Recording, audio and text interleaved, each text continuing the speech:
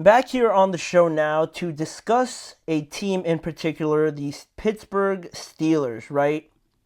I've been so surprised with what I've seen from the Steelers. I think among a lot of teams, they've been really surprising me just based on the narratives, the storylines that they've had to come into this season with, the quarterbacks, the new offensive coordinator, the lack of wide receivers, the offensive line, and how uncertain it was going into this year. The defense, was the surest part of this team, but even still, you were left wondering, was it going to be enough? Were they going to be able to score enough points? And who their quarterback was going to be, and just how it was all going to work out. And through the first, 8 games that they've played, I don't think I would have predicted 6-2. And those two losses that they've had also were in tight games. It was a last second touchdown by the Cowboys, and also the Colts only won by 3 points. And those were the only two losses that the Steelers have had so far this year. And it started off the year with Justin Fields, and he did enough. He excited. He brought a different flavor to the quarterback position that the Steelers really haven't had in recent years. His best game undoubtedly was against the Chargers, and he's had some good moments, but I feel like it was still a lot left to be desired. Still a young guy, but I feel like Mike Tomlin, that was the reason why he went to a guy like Russ eventually. He was still technically named the starter, but people were bringing up the idea of whether or not, with Justin Fields, was he going to do a good enough job to not have Russell Wilson play? Obviously, that wasn't the case, and now we've had 2 games with Russ, and this team, this offense has just really unlocked a whole new level that I even didn't believe they were capable of, with the passes that Russ has been able to hit, the running game looking a lot more open and a lot more fluid, the offensive line looking pretty impressive with when Zach Frazier comes back, 2 rookies starting. The tackles, Broderick Jones has struggled, but Dan Moore has played all right. Nobody talks about Isaac Seumalo, but he's been as steady as they come. And just Russ himself, he's brought a lot of stability and just a lot of security, I believe, in the throws, the calls that he makes, and the protections and whatnot. It all looks in order and just how it's supposed to look, trying to execute Arthur Smith's offense. And George Pickens has looked better, and you guys know the drill also. Calvin Austin impressing in a couple games. So I feel like the offense has taken a bigger step, and of course the defense is playing very good.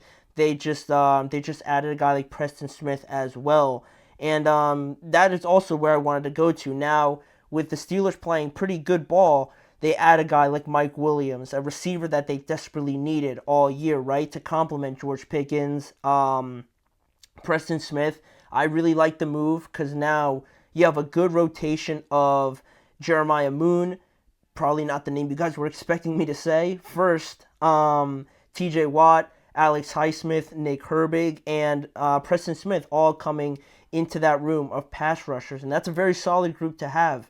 Preston Smith, an experienced guy, has had success with the Packers, so he's just going to be a part of this rotation. And you can never have enough pass rushers also, so that's great to see.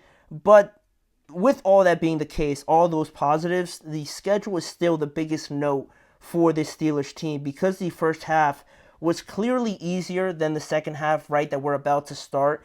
Just by looking at it, before the season started, you look at the first 8 games, you look at those group of games, and then you look at the second half, and just let alone without the records or any football being played, you look at the first group, it's not as tough as the second group, and also you throw in all the divisional games in the second half, the AFC North is as tough as they come in terms of the games, the atmospheres, and just the physicality of it all. It's never easy, any of those games, so through the first 8 games, you look at the first 8 opponents that the Steelers have had through the first half of the year, those 8 opponents have a 30-40 record so far in this year, and the next 9 opponents that the next 9 games, not 9 opponents that the Steelers will have, will be against similar opponents, 2 against the Ravens, 2 against the Browns, and 2 against the Bengals. That'll be something, so it's not 9 games, it's not 9 opponents, it'll be 9 games. And those 9 games, all those teams have a 33-19 record so far through this year. A very clear distinction there in terms of how good these teams are. So that's really it's going to be the litmus test really for this team and how they're able to stack up to this challenge, right, going forward. It's going to be a big test. It's obviously going to be a lot that the Steelers are we're gonna know a lot about this team, right, after this second half of the year. And looking at some of the opponents, looking at what the Steelers are gonna have to deal with here just a little bit, it doesn't get easy. Like we said, we talked about this Washington game going forward. They're a real team. They're a legit team this year. I think more people have confidence in them than they do the Steelers, but they are a new team, right? A lot of new pieces trying to fit together. Credit to them for starting this year very, very good. And they just added Marshawn Lattimore. Jaden Daniels is as legit of a quarterback as they come. And just looking at the rest of this team, they do have their flaws, though. A not-so-good run defense. They're allowing around 21 points per game, which is pretty good, honestly. And their offense, their defense might not be top 10 or top 5, but their offense surely is. Their offense is one of the best in scoring, 29 points per game, and in total yards, they have 392 total yards per game, which is also top 3 in the NFL. And also their running game is among the top in the NFL as well. And the Steelers are capable of winning this game. I believe that. I believe they're that good, but this game is a little bit of an uncertainty to me. I picked the Commanders to win, but in all honesty, this could be a win or a loss for the Steelers, so we're going to leave that up to a 50-50. Then you look at the Ravens, they're a juggernaut on offense, right? Their defense is a little bit suspect because their pass defense is pretty bad. It's actually the worst in the NFL in terms of yards allowed per game. Not very Raven-like, if we're being honest, but their offense makes up for it, right? They're averaging 31 points per game, which is only second to the Detroit Lions. And the biggest question with the Ravens is, are the Steelers going to be able to keep up with their offense? And that is the biggest question. That's the biggest part of it all. And, the Steelers defense, again, that's another question. Are they going to be able to stop Derrick Henry and Lamar and how good they've looked so far this year? And it's a fair question, but these games, right? The uncertainty you have with these games, sometimes it doesn't make sense. Like the Browns beating the Ravens makes no sense at all, right? But it can happen. We've seen these results play out. And we're going to talk about it a little bit in the preview to the Ravens and the Bengals game. So, in all honesty, I believe these two teams will split. I think the Steelers are good enough to at least split with the Ravens in this game, and or in this series, I should say, because they still have to play twice. So that could be a win and a loss in this series with the Ravens. Then the Browns, I just mentioned the level of uncertainty with these games. The Steelers should beat the Browns. They played phenomenal against the Ravens, but they just got their butts kicked against the Chargers. They're not a great team. They just traded away Darius Smith as well. The Steelers should have 2 wins there.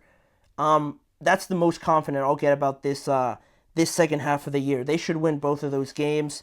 Then you look at the Bengals, another tricky team, kind of like the Commanders. Very good offense, but their defense has pretty much let them down.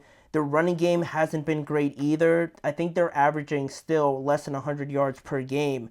Trey Hendrickson and Sam Hubbard are very good, though. Trey Hendrickson leads the NFL in sacks so far this year. So this series, while it is tricky, while Joe Burrow is playing at an extremely high level, I'll also say that the Steelers can split these 2 games with the Bengals. I believe that is a very legitimate outcome for this team with this matchup against the Bengals for those reasons. Also, we would look at some of the other games still left. The Chiefs is I think I'm being optimistic, trying to be optimistic with some of these games, but the Chiefs game, I think that one's just going to be too much with Hopkins and how they just look on both sides of the ball.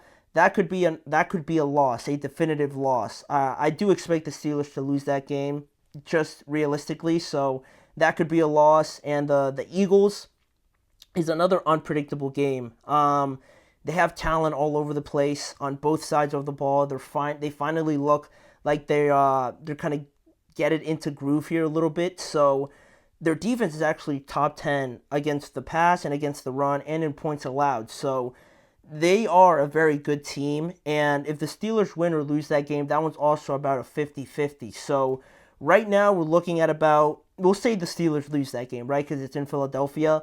The Steelers right now, based on all the results that I just gave, a loss against the Eagles, a loss against the Chiefs, splitting with the Bengals, splitting with the Ravens, and beating the Browns twice, that gets the Steelers to about 10-7 or 11-6, depending on if they beat or lose to the Commanders. That, like I said, could go either way. They could end up being 11-6 or 10-7. I truly believe that's where they'll land in the end of the year, in the end of the regular season, right, where they try and make the playoffs. I don't think it'll be good enough to win the division. I admit that. I think the Ravens still are the favorites. I'd be more surprised if the Steelers win this division than if they don't at this point, because the Ravens have just looked like a more dominant team. But in terms of whether or not this team can compete or really be legitimate contenders, I think that record speaks for itself. That'll be a wild card level, team, maybe the 5th seed, 6th seed, depending on how, the Chargers do, the Broncos, the Colts, and all those other teams, right? That could get you the 5th or 6th seed, in my opinion. I think that's where the wild card teams will be in the AFC. So with that being the case, legitimate contenders, that also depends on what you mean by that, right? Does that mean Super Bowl? If that means Super Bowl, probably not. But if that just means playoffs, being a tough playoff team, I think the Steelers fit the bill. And I think Mike Williams, Preston Smith will do this team good. And the second half of the year, it's going to be extremely tough.